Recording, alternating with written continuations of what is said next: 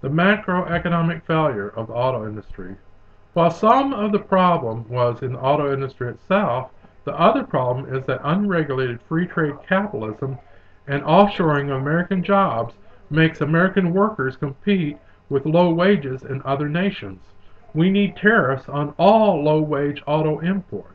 Ask American auto workers if they would like to see a 10% tax on imported autos with the money being paid to them to hire more American workers. We need innovation and outside-the-box thinking to, to fix our economic problems, both on the microeconomic level and the macroeconomic level. The key to progress is innovation. When new products and new technologies are invented, it creates wealth for the nation. In a similar way, just as products are invented, social structures are invented. Society progresses over time when society evolves and invents a new social structure.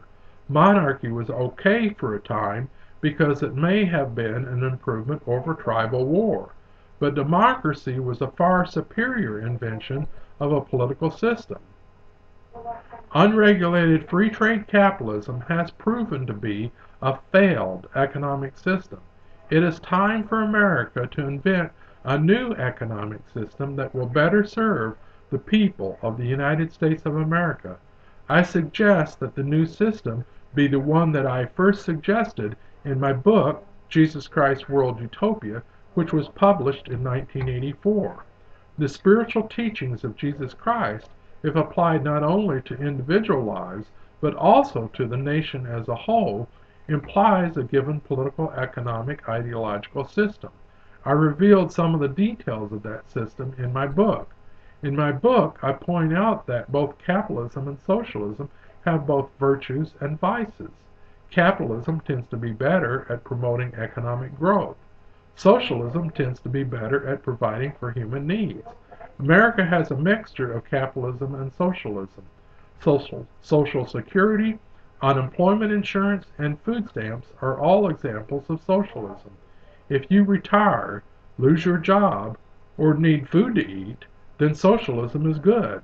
I explain in my book that America tends to have a compromise economic system that I called capitalistic socialism, or a mixture of the two. Thus, the political spectrum of liberal moderate conservatism is represented economically as follows. Liberals support socialism, conservatives support capitalism, moderates support capitalistic socialism. I further explain that rather than being on the political spectrum, a nation can either go above or below the spectrum. Below the spectrum is the economic system of communism or economic dictatorship. It combines the vices of capitalism and socialism and loses the virtues of each. Above the spectrum is what I called a Commonwealth economic system.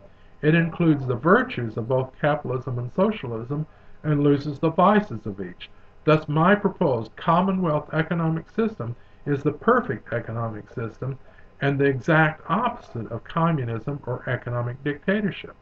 Unfortunately, America seems to be evolving downward toward economic dictatorship or super-rich communism. Whether the economic dictators are called the vanguard of the proletariat or free trade capitalist, economic dictatorship is economic dictatorship. America is economically evolving downward toward an economic dictatorship ruled by the super-rich, thus the term super-rich communism. What I suggested is a system that combines private ownership on the individual or micro level with public ownership on the national or macro level. A national economic board with the leaders elected by the people would do national economic planning.